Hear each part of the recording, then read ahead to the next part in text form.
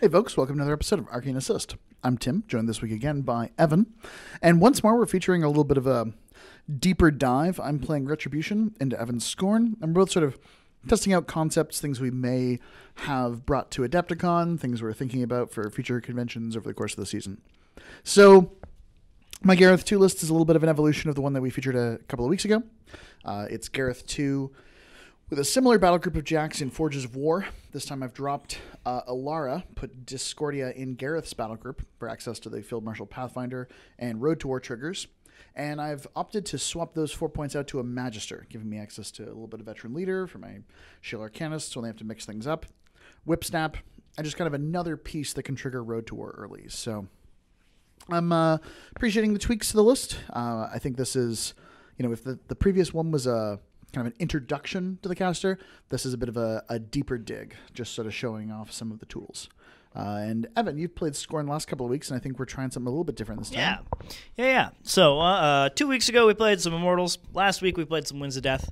And this week we're kind of putting the two together with a Rasheth triple battle engine list. So we've got our battle group of Titan Cannoneer and 2 Agonizers with our good friend Marketh helping out.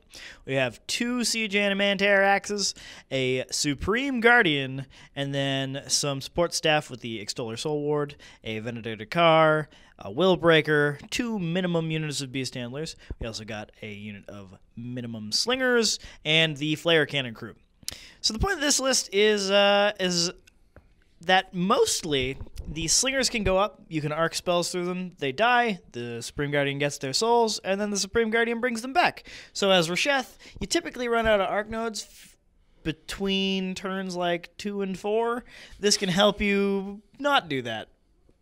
Cool. Yeah, nice little recursion element, and you still have turtles to just get work done. Supreme Guardian's not a bad gun. It's a big durable platform.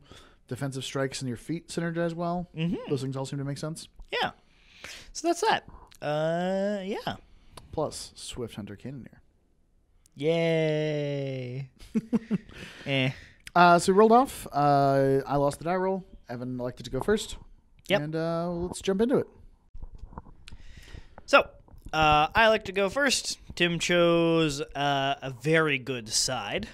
So we have this obstacle on our side on my side of the table that I'm putting a proxy base on and measuring. Oh yeah, this turtle can totally just run from my deployment zone and be base to base with that thing and run right over it. Just can't end on it because that's how obstacles work. We also have 2 obstructions with the train cart and the house in the middle, a rubble on Tim's side of the table, as well as 2 forests near the bottom and a water on my side. So basically I'm just going to pair up Beast Handlers and Turtles, and then we're going to throw the Supreme Guardian down the middle of the table, despite appearances of what I'm doing right now. And then Rasheth, we got big boy Rasheth on an Extreme Titan Gladiator, so he's going to look a little larger than your typical Rasheth model. This is my favorite conversion. It's I think like a $300 conversion. Yeah, so so Extreme Titan Gladiator you mentioned. Yep. And Rasheth, who are obviously 2 fairly expensive models. What's he sitting on, Evan? So you may notice that there's like a little golden throne around Rasheth that his little normal like palisade is in. Something like a howdah? Howdah, yeah. And then that like angular like chair is the back part of a turtle, or the front part of a turtle. So there's some pieces that went into this conversion. This is some first world problems here. We used to call them press gang problems back in the day, but yeah, this is a pretty amazing conversion. I think it's ridiculous, completely over the top. In some cases, literally very impractical. Like this model is taller than both turtles. Yep. And also like is 2 inches in front of it is like how the tusks come out, but yeah, it's good time. It's got kind of a bit of a 13-year-old boy vibe to it, but I think it's still fun. So we're having a time.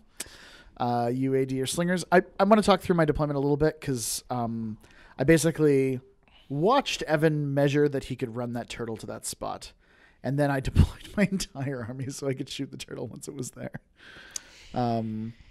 And we'll go over that in a second. I put Iris behind this building, way off to the side, so that a Slinger doesn't run up and she doesn't get just killed by an Dominar Rasheth spell, which is what I expect to happen to her.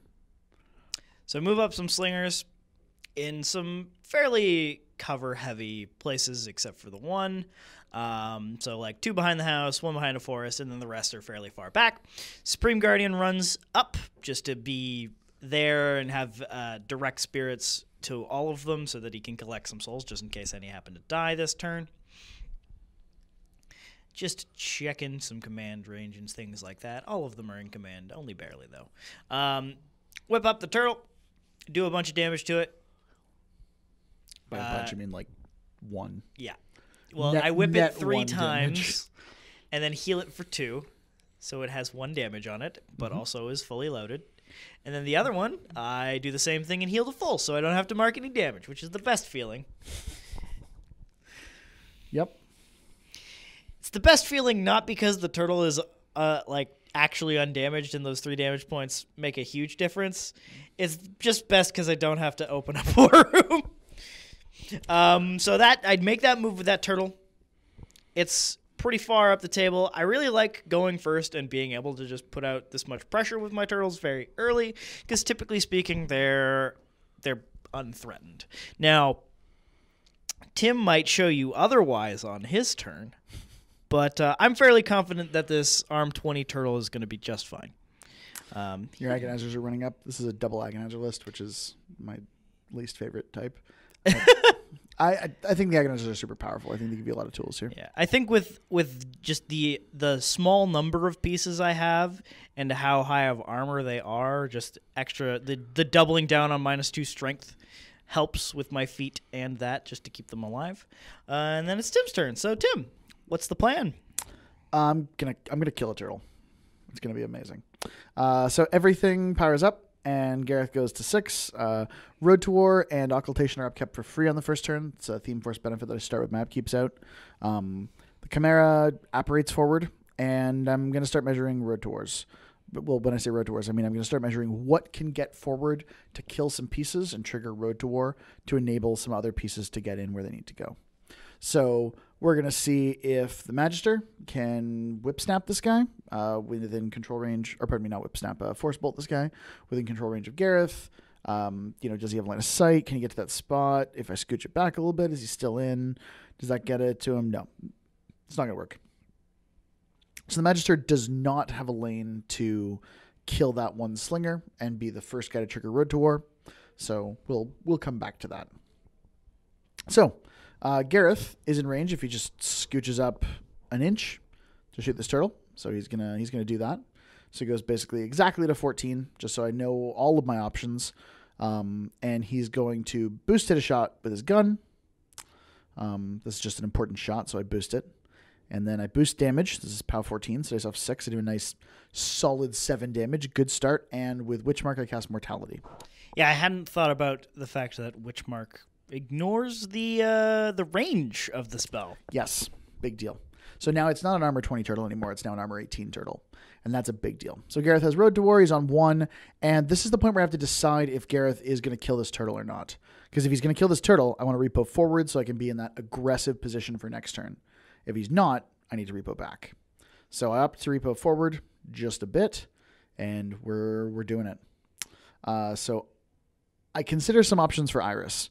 If Iris is on the other side of that car, then she will not be in range to trigger Road to War. If she's on this side of it, she might not be in range to actually kill anything. So that's the debate that I'm hovering between. Ultimately, I opt to repo Garryth just a little bit further forward so I can have Iris in range so that when she moves up, she's going to be fine. So the Shale Arcanist unit moves up. They give a couple of focus to the Hydra and a focus to Discordia. Discordia is going to go next, or pardon me, the Hydra is going to go next. Hydra confirms that it's in range, takes a shot on the turtle who's now at F8, boosts it, and at effective POW 17 does a truckload of damage. Yeah. You have some real hot dice on these first couple shots. Yeah, it allows me to reimagine what my options are with this turn. Discordia walks forward. Discordia doesn't boost a hit, just raw rolls the hit. Boost damage, again, effective POW 16, and that's a 14. Like that's So with those 15, two shots, you've done 22 damage to the turtle. Does that include Garryth's shot as well? Because you got a boosted POW 14 in there too. Sorry, no, that doesn't include. Yeah, Sorry, it was Garryth and Discordia, not the Hydra yet, right? No, the Hydra's activated. Sorry. 2 of those damage rolls did 11 damage. Yep. Yeah. And then also Garryth's did some. Yep. So now the Manticore is going to go next. The Manticore got fully loaded from the other shell unit, and it generates 3 shots. We're going to get a little creative here. It's going to take its first shot at just one of the Slingers. Boosted to hit that shot. Kills the Slinger. Or pardon me. Took its first shot at the turtle. Left it on less than 3 boxes. And then we shot a Slinger and killed it.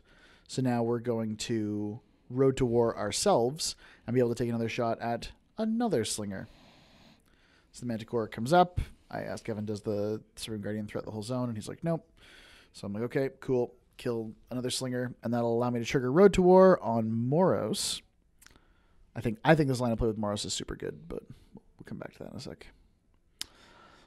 Iris walks up. She stays completely behind that train car. She's in Road to War range. She shoots the turtle and kills it. And that allows me to Road to War the Phoenix. And now almost everything in the entire army has managed to chain repeated Road to Wars, one after another. Phoenix moves up into range of the Slinger here. And again, I'm just focusing on kind of attritioning a whole bunch of Evan's Slingers, because every piece I can kill is one less piece that he can do work with. The Phoenix boosts a hit, kills a Slinger, doesn't land a crit fire, so that's fine. And we're over to Moros. So Moros has to fleet to get into range. So this Arcanist unit's going to give Moros some focus, so I can also get a boosted damage. But if Moros is at range 8, the turtle can walk in and still punch me up. But what I can do is I can paralyze the turtle so it won't be able to kill the Phoenix or get deeper into anything else or get a charge attack or all those things that it would like to have. So basically I'm trading Moros right now for buying a round against this turtle, which I feel confident doing having already ripped one off the table. So my goal here is to minimize its effectiveness, kind of play a bit of a control game.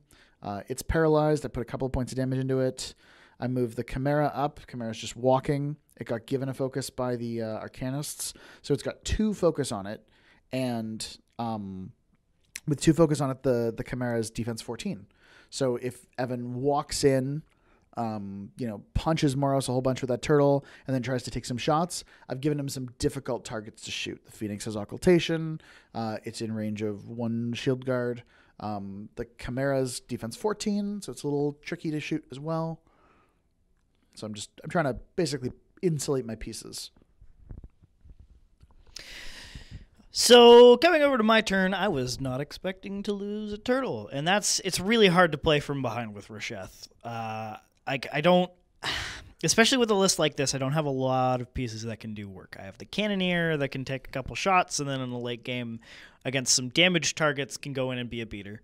I have the Supreme Guardian, who is out-threat by most of Tim's pieces, and I have the turtles, one of which is dead, and the other is now paralyzed. So I don't have a lot of options in terms of targets, especially with Forges of War having shield guard on all the jacks. So it's going to be a bit of a tough turn.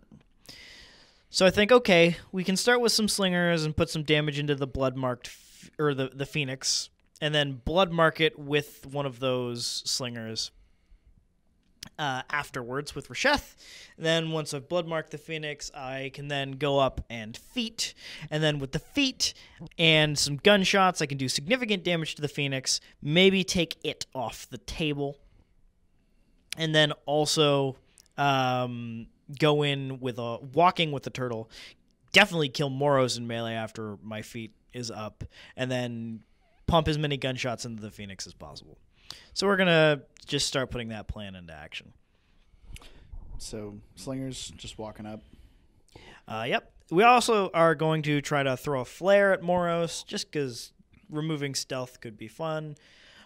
We don't. And then we also can't really shoot at the Phoenix because with the other one because it has stealth. So probably should have taken a flare shot at the Phoenix, but whatever. So just measuring out where the turtle's going to go. Make sure it can be within 5 of the Phoenix or the Chimera or whatever it wants to shoot. And we're going to blood make some moves. Yeah, we gave the Slingers tough. Right. I was a little hesitant to arc through them before activating the Supreme Guardian just because I've already lost 3 of them. And I don't want to lose more.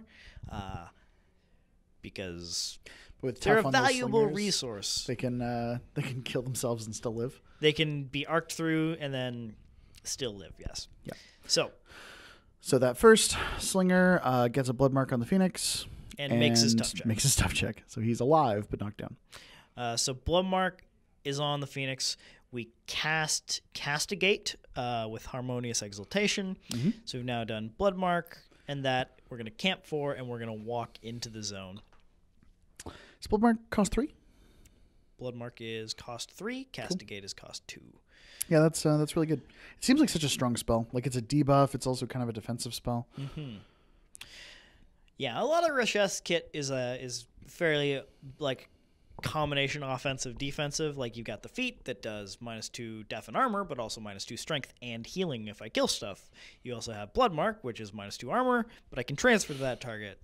You also have Carnivore, which is +2 to attack rolls against living models, but it heals me. So you got a little bit of both offense and defense in his kit.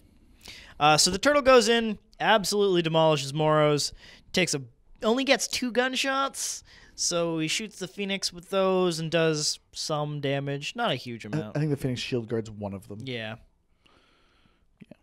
Actually, yeah. Yeah, you shield guard to the Chimera, and I think I actually missed my intended shot on the Phoenix. With dub ones, yep. Yep. Yeah, because he's def 10 now, and you're at 7 against the Phoenix. Yep. So I actually missed my shot. Turtle kills Moros, repos back.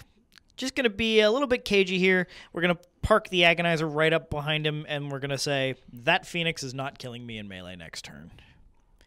Yep. -4 strength is a thing? Yes. Cannoneer, now that you used your only shield guard on the Phoenix, is going to take a big cannon shot at him. Take a huge chunk of damage out. I mean, it's only the shield, but it's once something. The shield's out, though, the Phoenix is pretty fragile. Like, everything basically hits the system. Because he's got 2 Arc Node boxes where there would be hulls and other jacks. So, like, he's squishy. Supreme Guardian's going to start moving on up. Move into just barely in the gun range of the Phoenix so that he can take his shot. Phoenixes are not immune to fire. Yeah, I was like, oh, wait, this gunshot can't actually do anything. And I'm like, that's so silly. I'm a Retribution player. Nothing's immune to anything. Yeah. We don't have immunities. And that one does a good chunk of damage to the Phoenix. Takes movement out, and then also takes out Generator and Arc Node, which is a big deal. Supreme Guardian gets on up there. He's also going to have an Agonizer parked behind him, so it's going to be very difficult to take him out.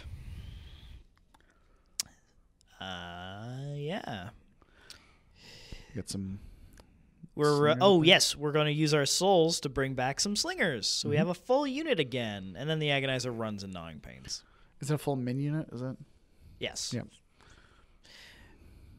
Find our feat token. So it's a good feat turn. I mean, obviously, big defensive feat. You know, did a ton of damage to a heavy, killed Moros. Like, yeah. Flayer Cannon Crew walks on into the zone, gets Desperate Pace from the Dakar. Dakar's just hanging out behind that obstacle, waiting for something to come up so he can shoot it. Agonizer throws up Gnawing Pain. Beast Handlers come on up. They whip off some Fury and make sure that nothing's going to have to threshold next turn. This unit of Beast Handler runs super wide so that they can get into that zone next turn and start to score it. Yeah, that's actually really smart because with the placement of the turtle in that forest and Moros being dead over there, I actually just really don't have a lot of things that can go deal with them at all. So, objective during the maintenance phase heals the Phoenix's generator. Phoenix's generator heals its shield. So, Phoenix got 5 boxes back. Everything powers up. Got the Hydra keeps its focus and goes back up to 3. Sylys upkeeps Road to War. Garryth drops Occultation, and he's on 6. So, plans for this turn. There's a couple of really interesting options available to me. And I think what I want to do here is I want to put on aggressive pressure, and I want to score well. So I'm hoping to score this top zone with Garryth. That means in the bottom zone, I have to not lose. And in the center here, I want to deal with that Supreme Guardian so it doesn't charge my caster and kill me.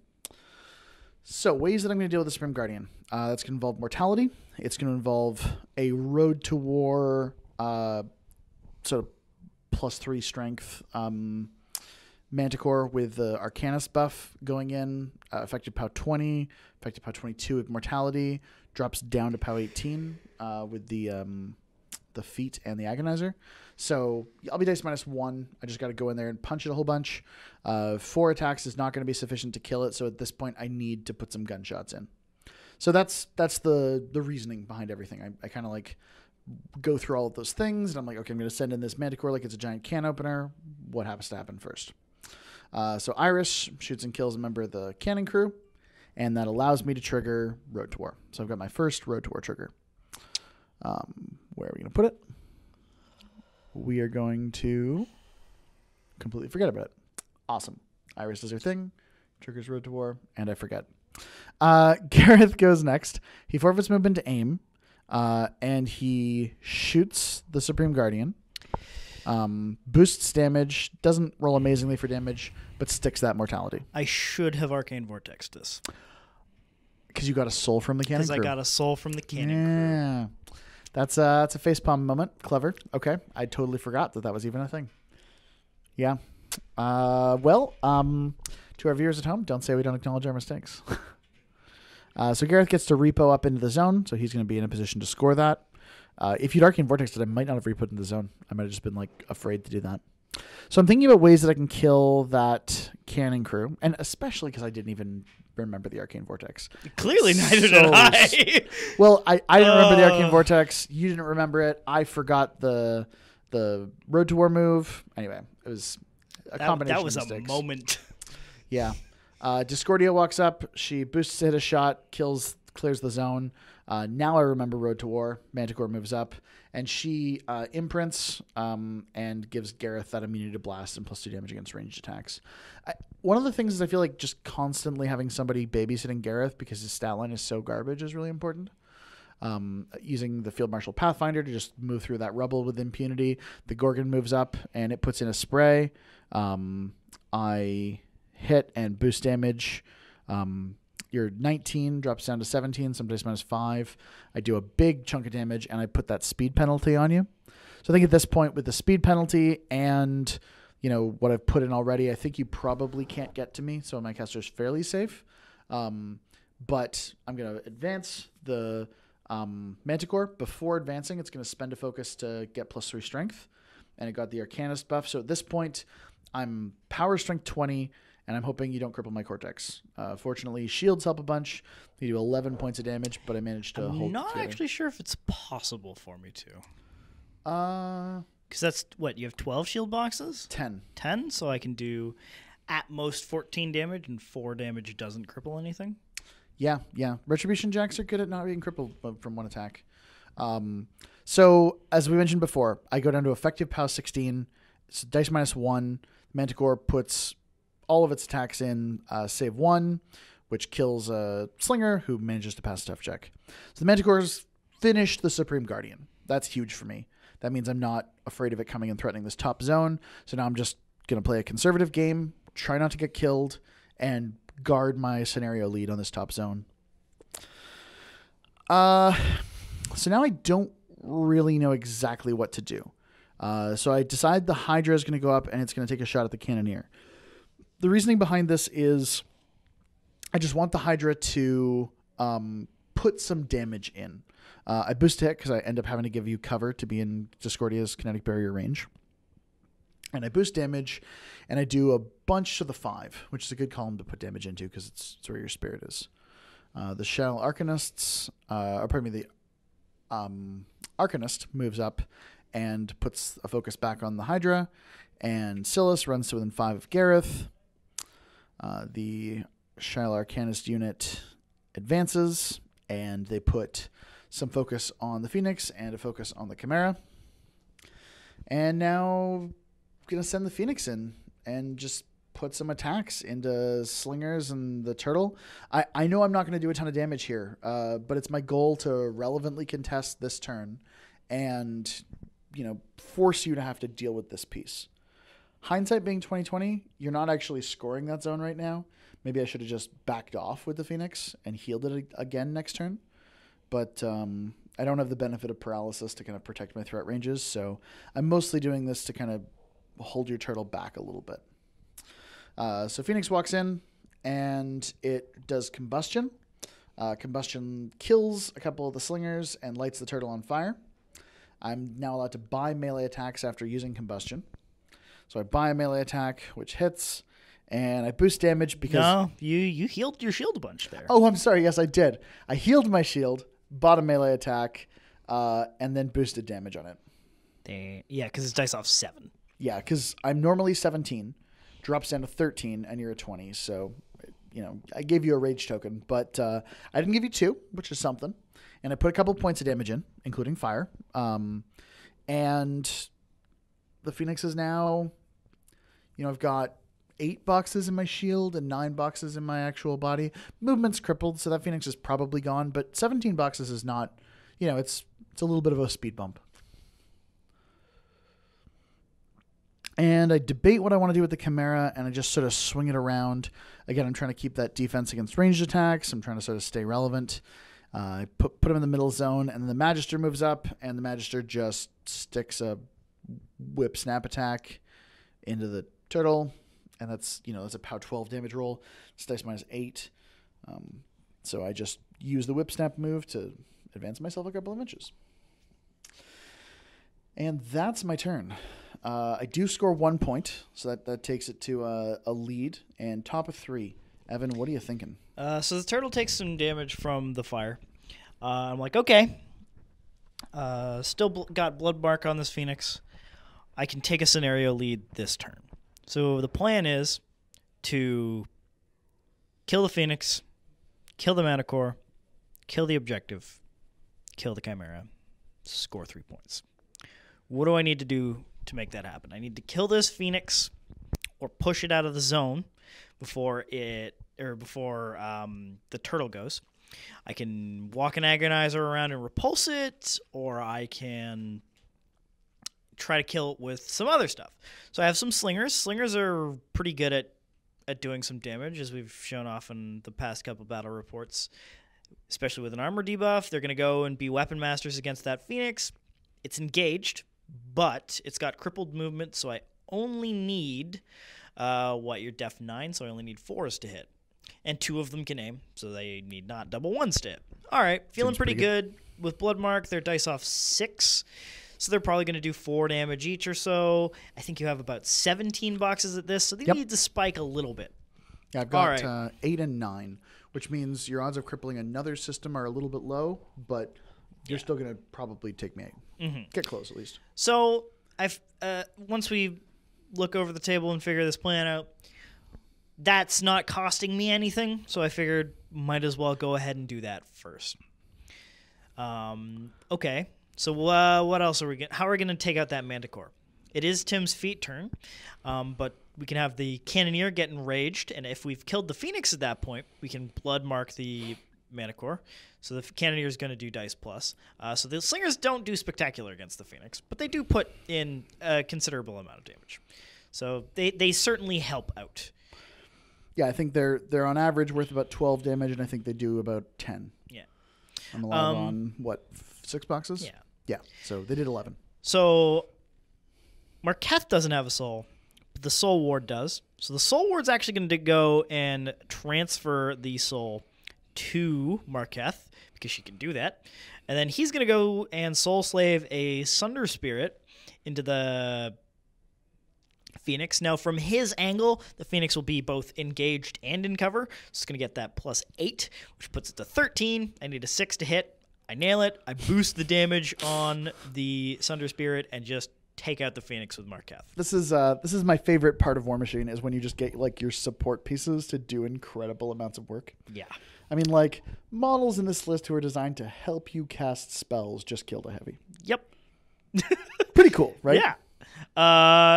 So Rasheth puts out a blood mark personally onto the Manticore and trundles behind this building. Now, he's taller than the building on the table. But it does block line of sight. His base size means he's blocking line of sight. He just ducks down. Yeah. Now the Titan just picks up the building a little bit. Yeah. And he tucks under. Yeah. So we've blood marked the Manticore. I move up these beast handlers and enrage the Titan Cannoneer. I neglect to heal it at all when that is an option, so I don't medicate some of the damage I took from the prior turn where Tim just kind of put in some damage. Oh, this is then the I best part. charge. Okay. After puppet mastering and enraging this Cannoneer, and Garryth takes a shot. Garryth's still armor piercing because of the way the aiming interacts with the feet, and his armor piercing attack manages to cripple your spirit. Yep.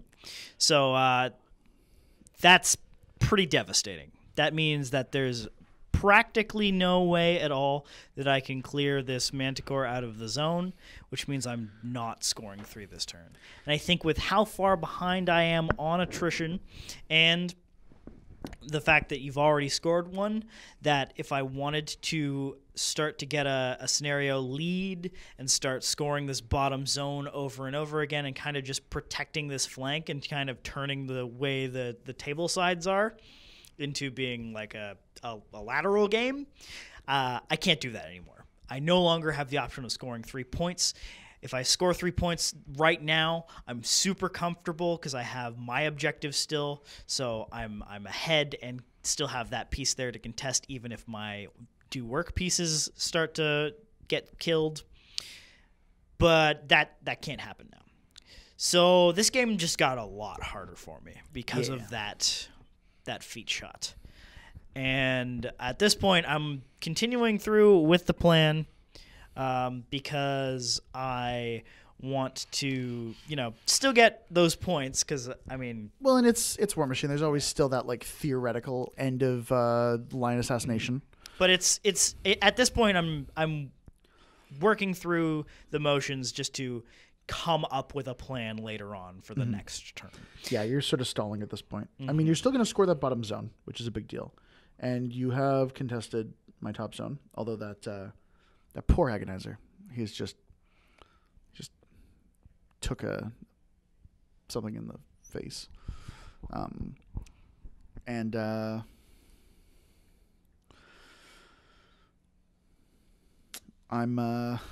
debating at this point. Like, I've got, a few shots that can be taken. The turtle here took, I think it was the Hydra's shot. So he's fine. He's still going to finish killing the objective, and he kills the Chimera, like just doing work.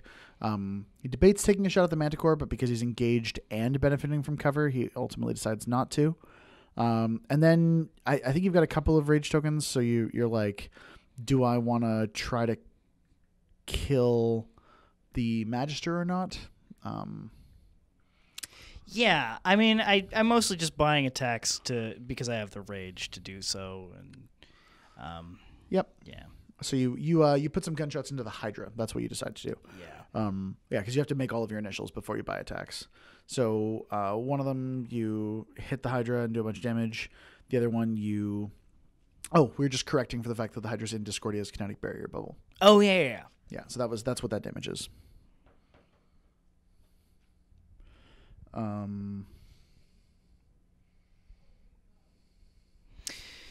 So yeah, and then we're talking about the feat and whether or not you can get any shots after this, and then yeah, I kind of repo back to stay in the melee range of the Magister, and that's the only thing that can make a feat shot from him because he can make a melee attack. And so you do 1 point of damage with the Magister's melee attack, and I get a rage token. Yeah, it's not any attack. It's specifically a ranged or melee attack. So the Magister's like he's got a POW 11 fist, which is pretty cool, but it's not winning any awards for it. Yeah, not great, but I believe it's your turn now. Yeah, so I've got, like as I said, I've got what I feel like is a positional lead and an attrition lead. So now the move is to just kind of leverage those things. In an ideal world, what I'd like to do is clear the zone, kill a turtle, kill a Cannoneer, kill an objective, clear the middle zone, and also score a point there. That's probably too much. I'm not likely to do that. So I'm going to prioritize things that are capable of killing me, and I'm going to prioritize killing the zones that are easy to kill, or clearing the zones that are easy to clear. So we're going to start by activating Discordia, who advances. She's got a couple of focus. She's going to spend one to boost to hit the Agonizer and actually miss. The Agonizer's on like one box, and I miss it. She just rolls to hit the Cannoneer. Boost damage on the Cannoneer. Puts a good chunk of damage into him. I target the objective, but I don't have range to not be in melee with the Agonizer and also clip the objective, so I just end up hitting those two targets. So the next thing to go is the Gorgon, which hits because of the -2 defense debuff that Discordia put on the Cannoneer. The Gorgon is going to be able to put damage into both the Cannoneer and the objective because of his positioning. So we put some points of damage into the objective, and we put some damage into the Cannoneer. At this point, the Cannoneer's down to, like, what, 5 boxes? It's not doing great. Yeah, so we're close. Garryth is in a position to aim and shoot the turtle, but he's not in a position to mortality the turtle first with Sylys, because mortality is range 12 and Garryth's gun is range 14. So I take an armor-piercing shot, boost damage, put a 16 points of damage into him, and then I'm like, oh, which mark mortality? And Evan's like, this Agonizer did Spiritual Affliction. And I'm like, sure did. Okay, nope, I'm not going to cast anything. I'll camp 5 and repo to here. So the plan was with mortality, that turtle goes down really easily. I might even be able to put like, a bunch of magic attacks into it and kill it at some dice -6s. That needs more resources now. So I have to kind of attend to those things. Iris took an aimed shot, a deadly shot into the Agonizer, finished it off, and the Gorgon was able to repo back into cover into within 3 inches of Garryth. So that's good. And we're trying to figure out how we're going to kill the turtle here. Shield Arcanists are some of my favorite models because when they're bored of just putting a bunch of focus on things, they have POW 12 magic attacks. So the 3 of them walk up and at dice -8 do a collective 4 damage to finish that turtle off. Yup. So Magister walks up. He combo smites the Agonizer because that's a rule they on have. his card. And he slams the Agonizer a full inch, knocks him down. And guess what? Now it's time for just terrible damage rolls. But, POW 13, dice even, put some points in. And now it's time for the Shield Arcanists to come up and just put some more POW 12s into them. Again, 4 strike. It's a hell of a drug. This poor little Agonizer. He's just getting a bunch of just magic bullets to the face. And, it kills him. And then the last guy's like, I need a 13 to hit that guy. I'm magic 5, but because of Vet Leader from the Magister, goes up to magic 6, rolls a 7, boom. Dead Beast Handler. I believe that was a Slinger. Yeah. Well, fair enough then. Even better. I move my Arcanist up, and I give a focus to the Manticore. Manticore has a crippled arm, but everything else is basically functional. So I debate concentrated power or not, and ultimately I decide not. I kill the knockdown Slinger, who stayed knocked down so the Manticore wouldn't be engaged for Bloodmark. And I Road to War move into melee with both the Objective and the Cannoneer. That was with my crippled arm. I use the good arm to now punch the Cannoneer. And I boost damage because it's dice -4. And then I buy an attack, still dice -4, puts a couple more points in, which is, it turns out, sufficient to kill the Cannoneer. I would like to get a damage roll in on the Objective, but just finishing the Cannoneer there, like, Turtle's gone, Cannoneer's gone. Now Evan's down to basically just, like, Rasheth does some work and some support pieces left. So that's a really, really good place to be from where I'm standing. I mean, this is the situation where I felt like I was in last time when a Kreia killed me, but... Spoilers if you're not fully caught up on our other videos, but I died to a Kreia because reasons. We go to my turn where I have a Bloodmark on Manticore, and the Slingers shoot it, and then I boost another Sunder Spirit with Marketh. The Marketh kills it with another boosted Sunder Spirit. Deja vu. That's 2 Bloodmarked heavies for Marketh. He's doing all right today. Yep. So at this point, I'm focusing on contesting zones and scoring where I can.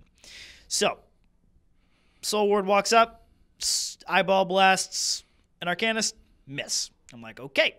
Some Beast Handlers are going to run up into arcing positions. The other ones are going to run to contest Tim's zone. All right, great. So the plan is I want to arc 2 spells, kill the 2 Arcanists, or 2 Arcanists in the middle zone. Arc 2 other spells, kill the 2 guys in the circle zone. Sorry, not arc 2 spells to kill both the guys in the middle zone. I want to kill one of them with an actual model, and then maybe Bloodmark something and have a transfer target. But every other model with attacks misses. So I kill 0 Arcanists with models that aren't Rasheth. That's pretty good for me. And now it's impossible for me to score 2 points this turn. Which, again, harping off of that score points and don't die plan from earlier, is really bad for me. And I think at this point in the game, I now have to try to kill Garryth. But I can't really do that this turn, or else I kind of just lose on scenario. So we're going to just try to not lose, I guess. So Rasheth's going to arc some spells at the 2 guys in my bottom circle zone.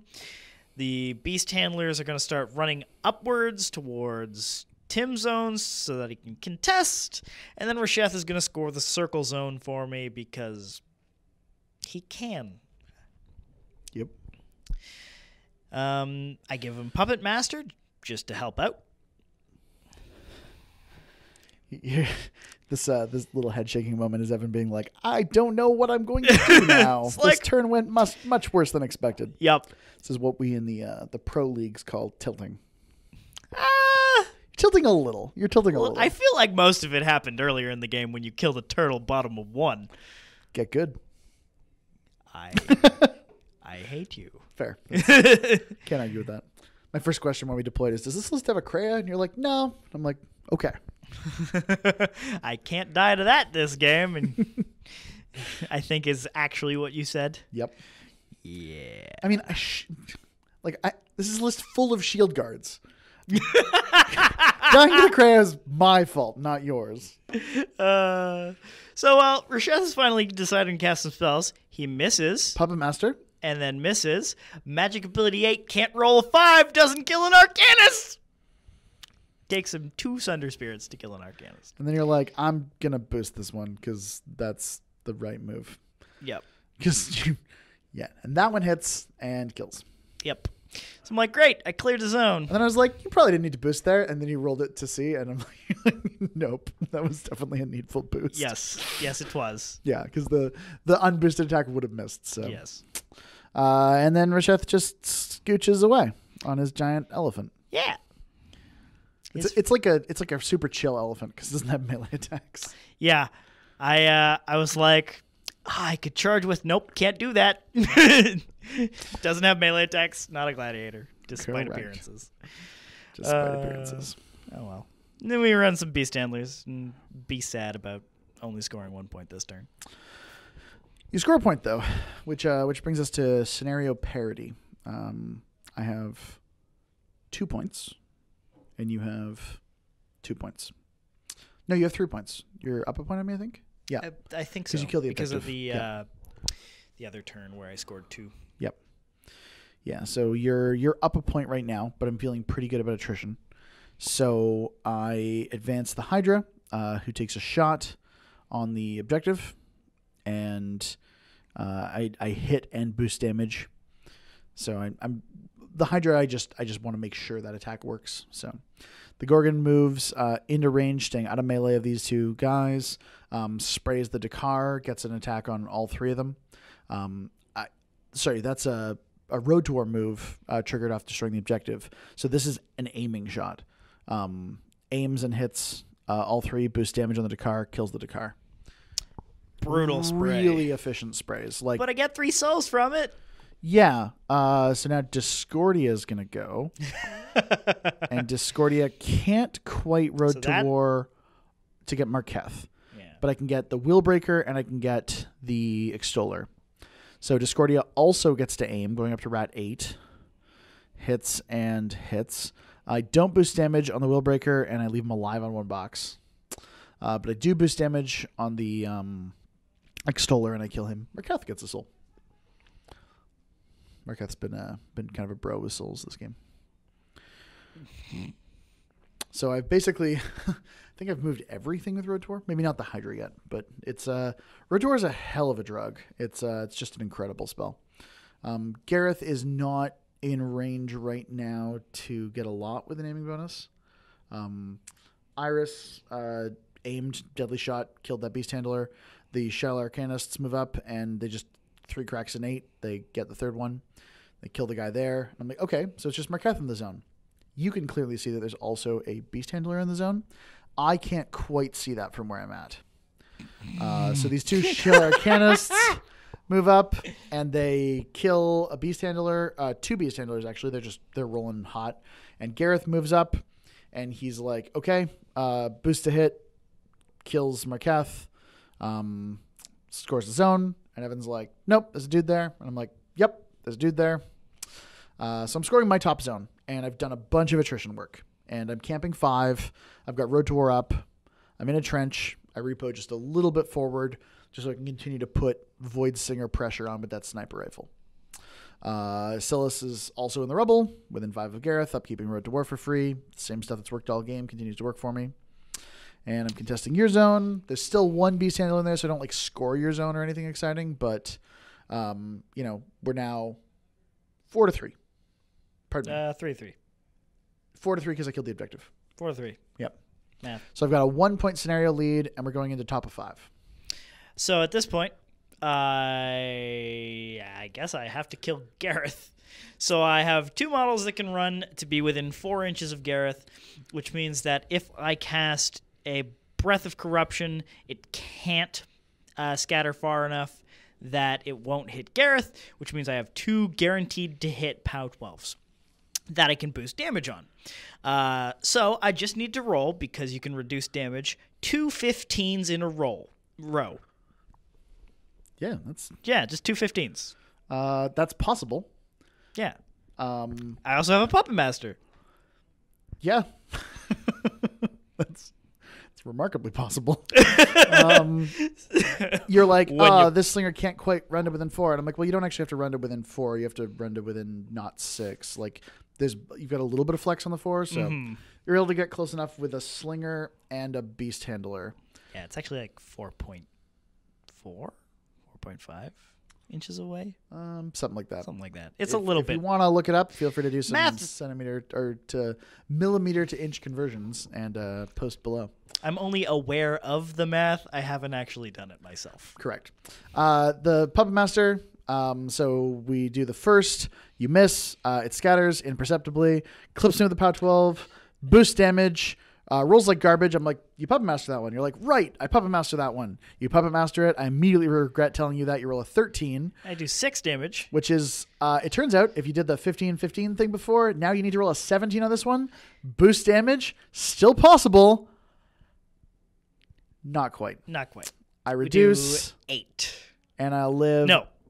6. 6. I live, because it's minus 2, you do 6 damage. I live on 4 boxes and corrosion. Woo! Goddamn Cray all over again. Gotta make him sweat at least. So you score 1 for your zone, and now you have to kill 2 models in order to win the game. 2 Beast Handlers. Yeah. Sorry, Beast Handler and a Slinger. Beast Handler and a Slinger. They're basically the same. The Slinger's like behind cover, so better deal with that. Yeah. So Doesn't Garryth, matter, you got 2 sprays. Rolls corrosion. Corrosion goes out. Eyebrow wipe. Gets his 6. Upkeeps Road to War for free. He will... I debate aiming, but I don't have anything in range. So I just walk forward with Garryth and shoot this Beast Handler. Garryth actually has Black Penny. So he can shoot into melee. And he doesn't need to aim for that. He just has that rule. So he boosts to hit. Hits, kills the Beast Handler. The Beast Handler.